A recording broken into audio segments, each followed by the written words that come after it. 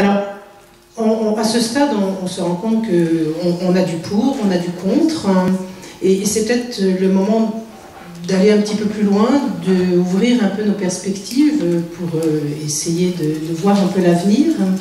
Et je pense qu'une des perspectives, c'est de regarder ce que font nos voisins, la manière dont nos voisins se penchent sur le sujet, et peut-être savoir s'il y a d'autres approches de la technologie blockchain dont on pourrait s'inspirer, qui pourraient être utiles pour nos propres réflexions.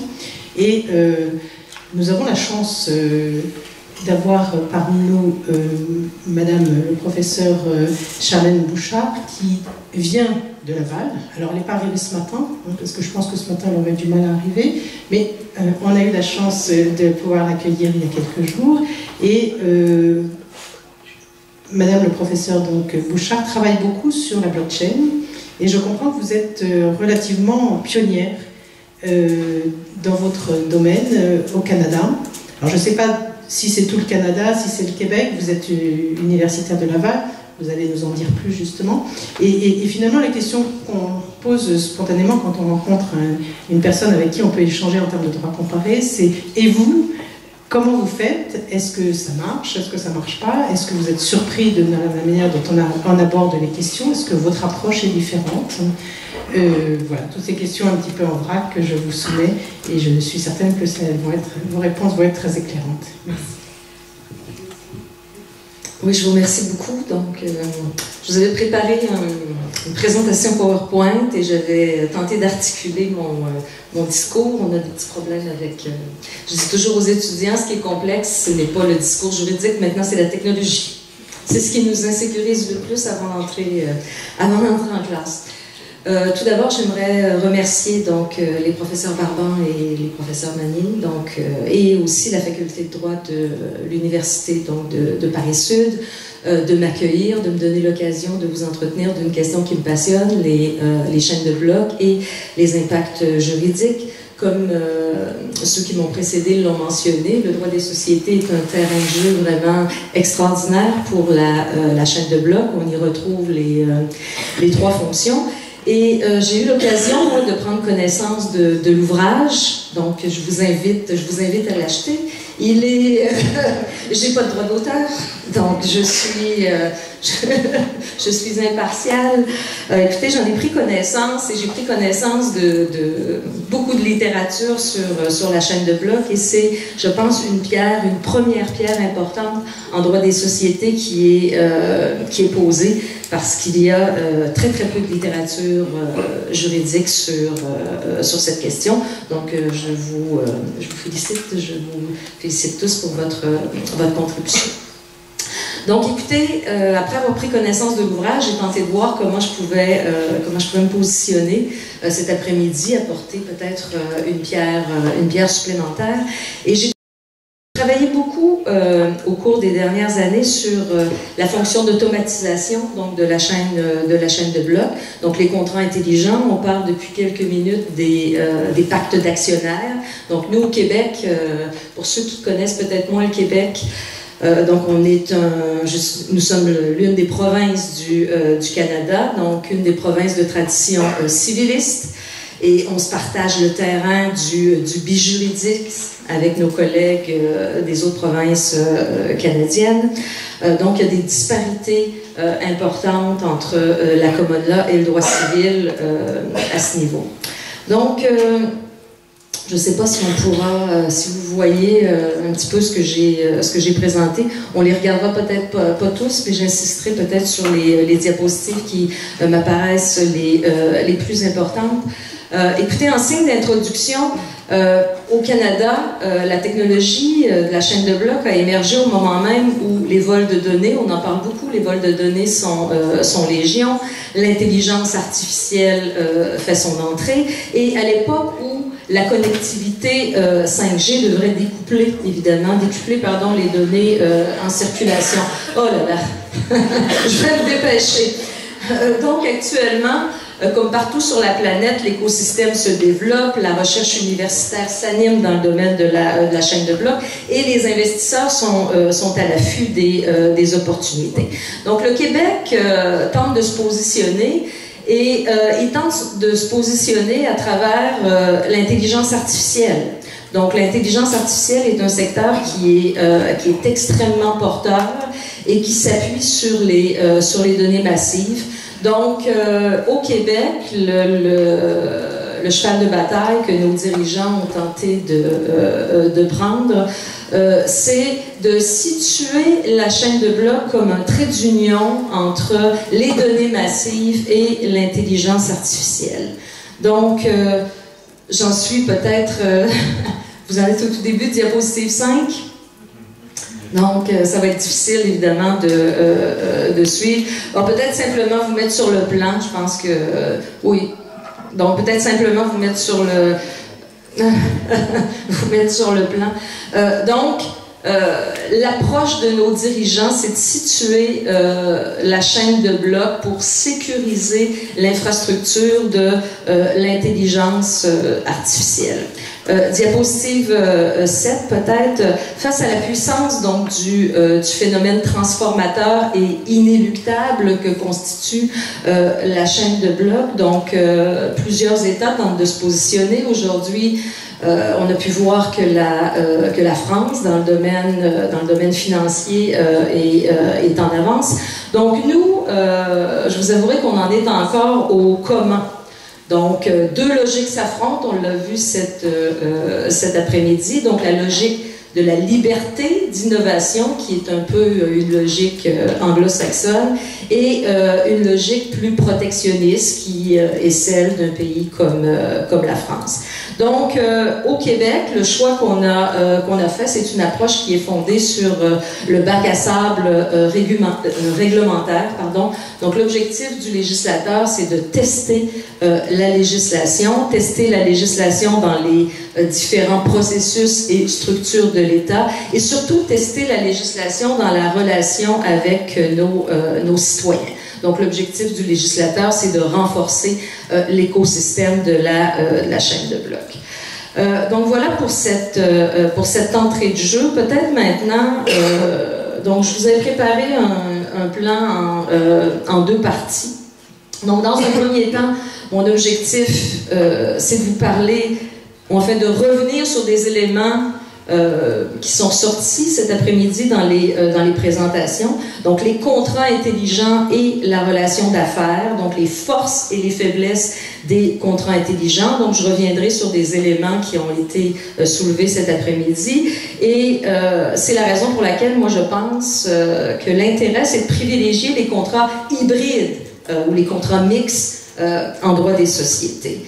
Et deuxièmement, donc l'avenir du droit des sociétés, c'est peut-être la création de sociétés décentralisées ou d'organisations complètement décentralisées. On verra évidemment qu'il y a des défis avant d'en arriver à une compétition de ces organisations avec les sociétés qui existent actuellement. Donc, première partie, diapositive 11, les contrats intelligents et les relations d'affaires. Donc, lorsqu'on parle de contrats intelligents, de chaîne de blocs, c'est une question évidemment de confiance. Je pense que c'est un enjeu qui est fondamental dans ce domaine. Qu'est-ce que c'est un contrat intelligent? Je pense que dans un premier temps, c'est important de s'entendre sur le vocabulaire. Donc, deux éléments qui m'apparaissent extrêmement importants lorsqu'on parle de contrats intelligents. Tout d'abord, la présence d'un contrat informatisé, et deuxièmement, dont l'exécution est automatique et transparente. Donc, c'est cette intégration, je pense, d'un contrat en langage informatique dans une chaîne de blocs qui garantit l'exécution de la convention. Et c'est en raison, je pense, du caractère rigoureux, donc qui est une caractéristique du langage informatique, que le contrat devient infalsifiable et que son exécution sera, ou devrait à tout le moins être rigoureusement conforme à l'entente initiale des parties. Donc, d'où la question de savoir et la question qu'on vient de se poser à l'instant matière de pacte d'actionnaires, si le contrat intelligent contribue réellement à hausser le climat de confiance dans le domaine du droit des sociétés. J'avais préparé à la diapositive 13 un petit arrêt sur image des principales forces et faiblesses des contrats intelligents. Donc peut-être pour résumer ce que mes collègues ont mentionné. Évidemment, au premier chef, la transparence est un élément extrêmement important. Vient ensuite, à mon sens, le niveau de performance extrêmement élevé de l'outil de suivi contractuel que constitue le contrat intelligent. Lorsqu'on parle de contrat intelligent, je pense qu'il y a des gains certainement d'efficience pour la société, diminution aussi des comportements opportunistes, des abus en matière de droit des sociétés. C'est un autre élément qui est extrêmement important et qui rend le contrat intelligent très intéressant dans le cadre de relations d'affaires où la confiance est très importante. Je pense par exemple lorsque les parties ne se connaissent pas, lorsque les parties ne parlent pas la même langue, lorsque les parties sont dans des pays différents, etc. Autre élément qui m'apparaît important, qui est souvent ignoré dans le discours ou dans les études qu'on retrouve sur les chaînes de blocs, c'est la distinction qu'on doit faire entre la logique symbolique ou binaire d'un code informatique qui peut conduire à réduire l'ambiguïté contractuelle. Donc, il y a beaucoup d'études qui démontrent que des litiges fondés sur des contrats écrits sont imputables, évidemment, à l'incapacité du rédacteur de s'exprimer clairement. Donc, ce qu'on appelle les ambiguïtés involontaires. Il existe aussi des ambiguïtés volontaires. Donc, à ce niveau, je pense que les contrats intelligents peuvent avoir un apport important. Lorsqu'on a des obligations légales binaires par nature et qui sont naturellement transposables en code, je pense qu'il y a des avantages intéressants à effectuer des contrats intelligents. C'est évident que tous les contrats, comme mes collègues l'ont mentionné, ne peuvent pas faire l'objet de contrats intelligents.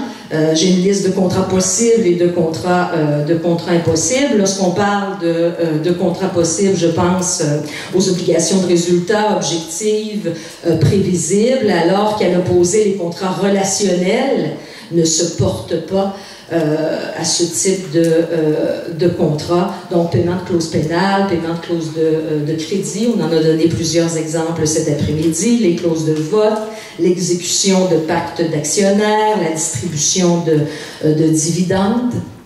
De l'autre côté, tous les contrats qui impliquent, par exemple, des exigences procédurales, des mises en demeure, des délais raisonnables qui nécessitent évidemment l'appréciation du juge. De façon générale, tous les contrats qui impliquent des droits et des obligations indéfinis se prêtent évidemment beaucoup moins bien aux contrats intelligents. Donc, c'est la raison pour laquelle je pense que le terrain fertile pour les contrats intelligents, c'est d'adopter une approche mixte ou l'approche que je qualifie de contrat hybride. Dans la littérature, dans les travaux qu'on a menés au Canada jusqu'à maintenant et aux États-Unis, et dans la littérature qui existe sur les contrats commerciaux, on constate qu'il est très, très, très difficile de trouver des contrats commerciaux, par exemple, à la différence de la propriété intellectuelle, le droit d'auteur, où là, vous pouvez avoir l'intégralité des clauses qui ont avantage à être gérées par du code informatique. Donc, le droit est évidemment, mes collègues l'ont mentionné, une langue complexe. L'informatique a ses petits caprices et ce n'est certainement pas dans tous les cas où la logique juridique peut être conciliée avec la logique binaire.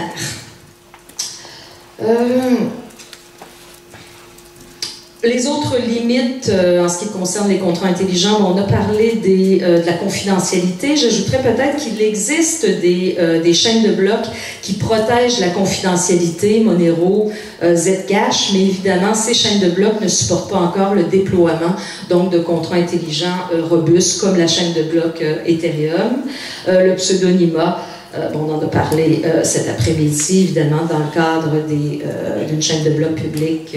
C'est pas extraordinaire. C'est la raison pour laquelle, pour les conventions d'actionnaires, on va privilégier les chaînes de blocs privées. Donc, deuxième partie, la création de sociétés complètement décentralisées, ou ce qui pourrait peut-être constituer l'avenir, à mon sens, du droit des sociétés.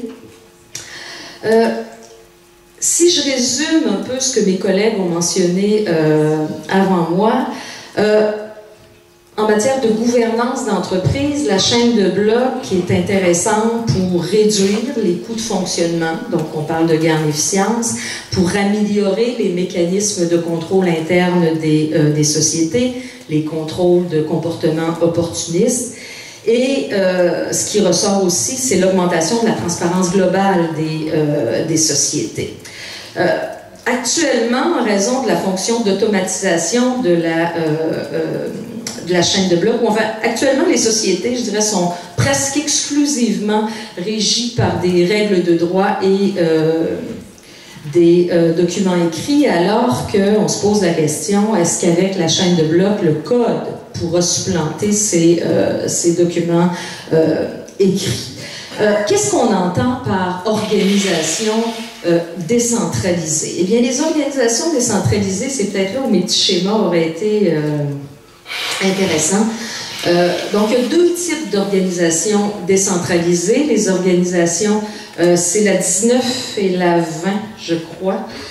Donc, les organisations décentralisées, ce sont des organisations, des sociétés, par exemple, qui sont constituées d'individus qui peuvent collaborer de pair à pair, puisqu'on parle évidemment de chaîne de blocs, et échanger de la valeur, on est dans le domaine de la société, sans avoir à recourir à une structure de gestion centralisée, comme un conseil d'administration. Donc, ce sont des organisations qui fonctionnent grâce à des jetons et à des contrats intelligents. Donc, c'est avec le jeton que la qualité de membre ou la qualité d'associé s'établit. Et ce sont ces jetons qui vont donner accès donc, aux membres, aux actifs de l'organisation.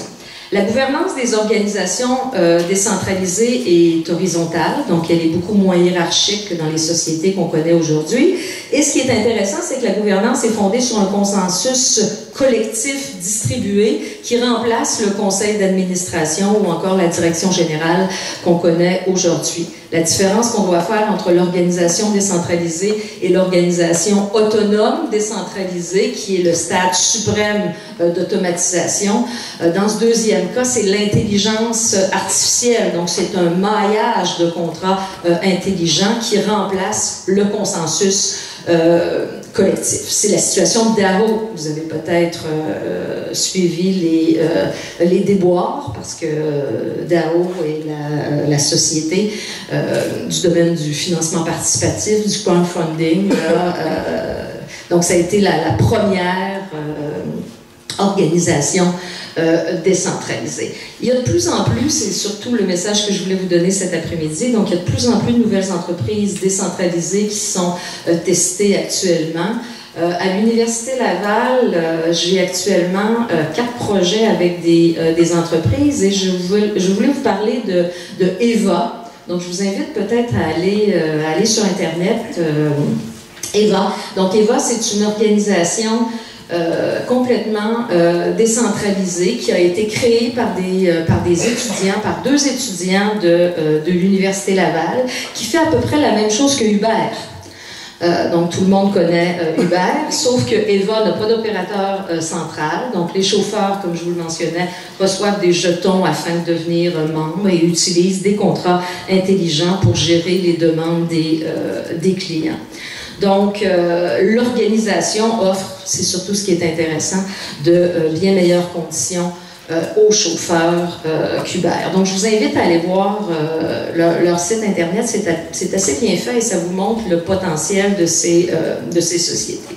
Donc, pour terminer, évidemment, avant que ces nouvelles structures, que ces nouvelles organisations fassent véritablement compétition aux sociétés qu'on connaît aujourd'hui, il y a plusieurs défis. que ces sociétés et les chaînes de blocs devront relever. Rapidement, évidemment, ces organisations ne suppriment pas les problèmes sociaux et économiques et politiques, inhérents à toute gouvernance. Une problématique que l'on rencontre fréquemment dans ces organisations, c'est la mise en œuvre du consensus par vote direct qui peut être extrêmement difficile à réaliser parce qu'elle implique dans ces organisations que les membres suivent assidûment, je dirais presque au jour le jour, les activités de la société.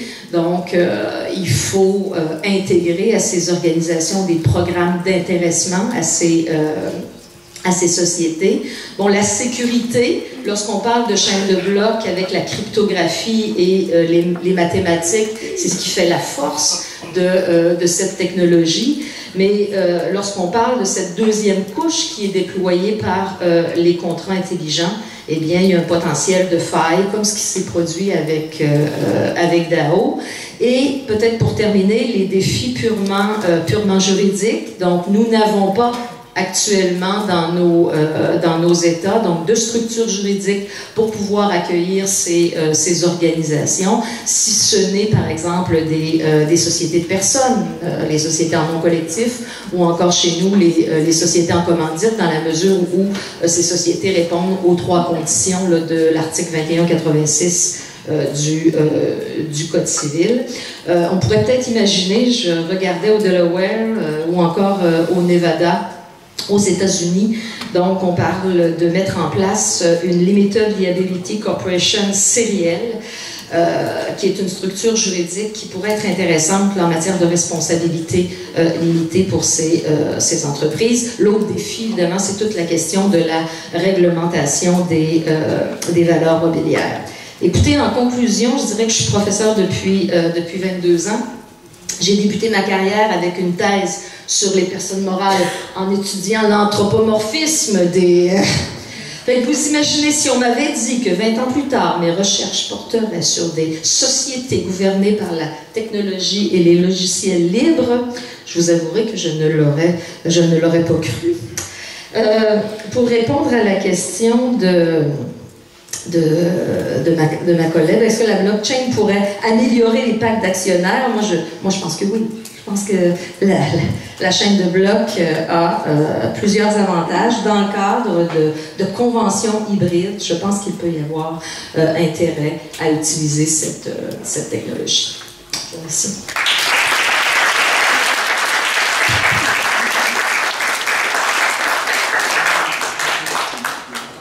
Alors, merci beaucoup. Comme quoi, effectivement, quand on prend de la distance, on se comprend mieux, soi également. Et votre intervention, qui donc n'est pas dans notre ouvrage, mais peut-être dans le prochain, et je le regrette, mais à l'époque, on était resté sur du droit très français. Moi, j'ai beaucoup d'interrogations, j'imagine que la salle aussi en a, peut-être c'est le moment aussi de poser vos questions. Quand je vous en écoutais, je me suis posé la question, mais ces organisations, que vous n'appelez pas forcément des sociétés décentralisées, quelle est leur structure juridique? Et vous avez terminé sur la personnalité morale, et quand on commence un cours de droit des sociétés, et les étudiants présents le savent bien, c'est qu'on dit 2 choses, et on le dit pendant 30 heures de cours. La société, c'est une personne morale, et c'est une personne morale dans laquelle la responsabilité des associés est la plupart du temps limitée. Et voilà, et donc c'est un peu sur tout ce mécanisme extrêmement simple, puisqu'il sort d'une fiction, mais très puissant, que finalement fonctionne le droit des sociétés. Est-ce qu'on est en train de déconstruire, entre guillemets, le droit des sociétés? Est-ce que ces organisations ne sont plus des entreprises? Et de ce fait, par exemple, Eva, quel est son statut? Ce sont les 2 étudiants qui portent la responsabilité de tout ce qu'ils ont construit pour ces chauffeurs dont ils sont en quelque sorte responsables, d'une certaine manière. Évidemment, comme je l'ai mentionné en terminant ma présentation, le principal handicap de ces organisations actuellement, c'est qu'elles n'ont pas de structure juridique pour pouvoir les accueillir. Donc, on doit se rabattre sur des structures juridiques qui qui existent, comme la société en non collectif, par exemple, ou encore la société en commandite, qui ont plus de souplesse, qui sont fondées sur le contrat. C'est pour ça que je préférais parler d'organisation. Ouvrir, peut-être, on pourrait imaginer un contrat d'association. Dans le cadre d'EVA, c'est une association contractuelle. Mais actuellement, le droit n'est pas adapté.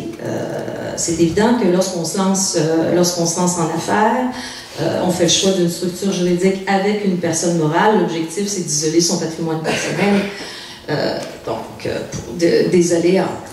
Donc c'est un droit, on fait du droit prospectif cet après-midi, et donc les structures juridiques qui existent actuellement ne sont pas adaptées à ces nouvelles réalités. Vous avez tout à fait raison.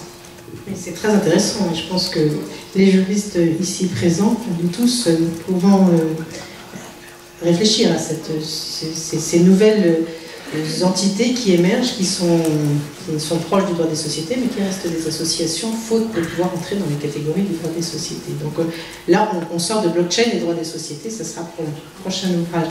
J'ai une autre question. C'est ce par quoi vous avez commencé, qui me semble très intéressant, parce que là aussi, ce sont des travaux sur lesquels on avance également. Quand on parle de la blockchain, automatiquement, à un moment, on se confronte à l'intelligence artificielle. Est-ce que d'abord, vous pouvez nous définir ce que vous entendez? Parce que ni la blockchain, on a compris aujourd'hui qu'on en donnait des définitions, mais la blockchain n'est pas définie en tant que telle véritablement. Mais surtout, l'intelligence artificielle, on y met beaucoup de choses. Est-ce que vous pouvez nous expliquer ce lien, probablement, enfin très très prometteur, je pense, entre data, intelligence artificielle et la blockchain intermédiaire pour permettre d'améliorer précisément ces mécanismes?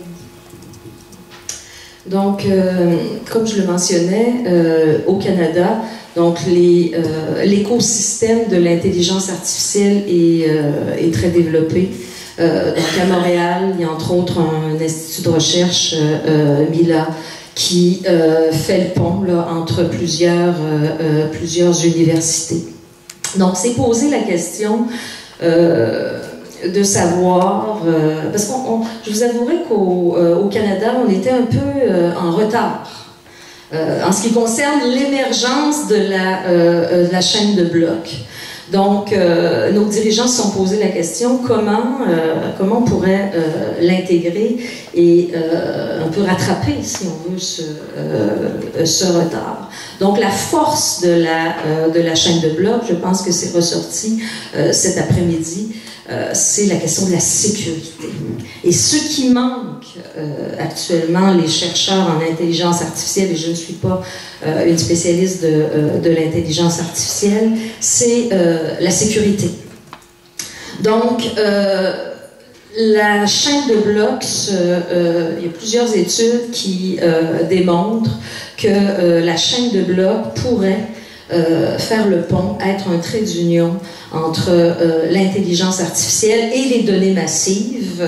C'est un enjeu évidemment qui est fondamental, la question de la protection des données. On sait, tous nos pays ont été affectés par des scandales, et actuellement, donc la chaîne de blocs se présente comme la technologie qui, en raison finalement de l'amalgame de technologies, comme le professeur Barban l'a mentionné dans son introduction, la chaîne de blocs, qu'est-ce que c'est? C'est un amalgame de technologies qui étaient connues, préexistantes. C'est ce qui fait la force de cette technologie, c'est de mettre ensemble la cryptographie et donc ces autres technologies. Donc, ce qu'on voit actuellement, ce sont des projets de recherche qui intègrent à la fois des questions d'intelligence artificielle, comme les organisations décentralisées, où ce n'est plus le consensus collectif de personnes qui ne se connaissent pas, mais des algorithmes qui servent le consensus de l'organisation.